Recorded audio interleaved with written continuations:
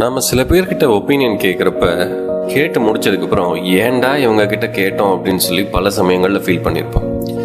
காரணம், நம்ம கேட்டது ஒன்றா இருக்கும், அவங்க சொன்ன விஷயங்கள் சம்மந்தம் இல்லாமல் பல விஷயங்களை சார்ந்ததாக இருக்கும். இந்த இடத்துல இதே மாதிரி தான் நாமளும் அடுத்தவங்களுக்கு அட்வைஸ் பண்ணுறவங்க புரிஞ்சுக்க வேண்டியது அவசியம். ஏன்னா நம்மக்கிட்ட வந்து கேட்குறவங்களுக்கும் இதே மாதிரியான ஒரு மிஸ்லீடிங் டைரக்ஷனை தான் நம்ம எப்பயுமே கொடுப்போம்.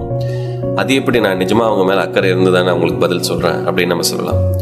உண்மையாக நீங்கள் சொல்கிற எல்லா விஷயமும் கேட்குறவங்களோட மனசுக்குள்ளேயோ இல்லை அவங்களோட எண்ணத்துலேயோ பதிவாகாது அப்படிங்கிறத புரிஞ்சுக்கணும்.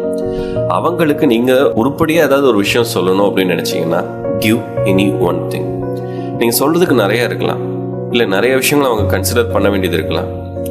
எல்லாத்தையுமே சொல்கிறது நீங்கள் சொல்கிற எதுக்குமே வேல்யூ இல்லாமல் மாற்றிடும்.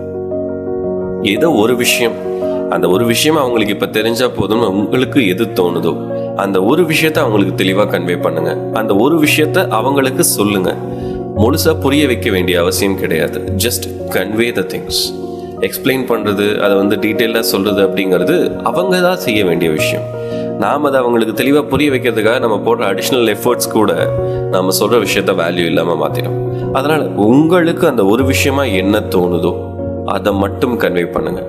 கிரேட் லீடர்ஸோட ஸ்பீச் எல்லாத்தையுமே எடுத்து பார்த்தீங்கன்னாலும் சரி, பிஸ்னஸ் லீடர்ஸாக இருக்கட்டும், அவங்க எல்லார்கிட்டையுமே எந்த கேள்வி கேட்டாலும் அவங்க கொடுக்கறது ஏதோ ஒரே ஒரு விஷயத்த பதிலாக கொடுப்பாங்க. அதையும் முடிஞ்ச அளவுக்கு சுருக்கமாக தான் கொடுத்துருப்பாங்க.